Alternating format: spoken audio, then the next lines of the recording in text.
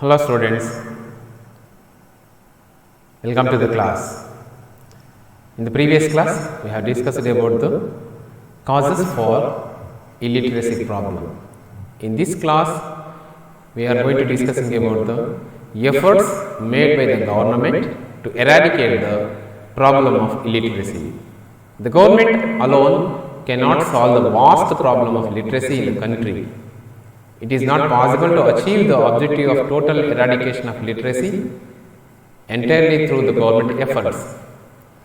The government can undoubtedly take cognizance of the situation, can identify the agencies, institutions and the individuals can act as a catalytic material and financial resources, but the government cannot promote literacy all by itself. Though the government has the obligations to eradicate the problem of literacy, it alone could not be able to accomplish the goal. We have to join our hands in the eradication process of illiteracy. Let us look on the efforts made by colonial rulers to eradicate illiteracy problem in Indian society. As we already discussed in the previous classes, in ancient India, the learning process or the education is only confined to the some elite group of the society. The medium of instruction was Sanskrit, which could be able to understand by the elite society only, or the elite group of the societies only. Most of the larger chunk of the society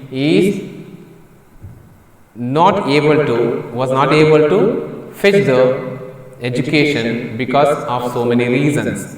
There was a caste discrimination and the gender discrimination. They are not allowed to receive the education. In this juncture, the colonial rulers had made certain efforts to eradicate the illiteracy problem in Indian society. They established schools and opened for all the sects of the society, those who are willing to receive the education. For the first time in 1813, the Charter Act constitutes a landmark in the educational history of British India. Not only British India, but also in Indian history. The colonial rulers had made a vital effort to eradicate the literacy among the larger part of the population. A decade before Lord Macaulay arrived in India, the General Committee of Public Instruction was formed in 1823. As Charter Act clearly identifies, there is a need of implementing English education or westernized education in Indian society to create a sect which is help or cooperate with the colonial rulers. Because of that, before executing the Macaulay's minutes in 1835, the General Committee of Public Instruction was formed in 1823 to look into the matters of education process or establishing the education institutions. Macaulay's minutes on education, February 2nd, 1835, is the Magna Carta. It really identifies as the necessity of imparting westernized education in Indian society. Thomas Babington Macaulay has written a letter to the educational department, then set by the colonial rulers, to imparting education in the English medium. What we are experiencing today is the contribution made by Lord Macaulay. Lord William Bentinck resolution of 7th March 1835. When the Macaulay's minutes has handed over by the Macaulay to the Lord William Bentinck, the then Governor General of Bengal, he has made some resolutions to imparting education with all the sects of the society. The government efforts to eradicate illiteracy in the colonial India, it includes Charles Wood Dispatch in 1854.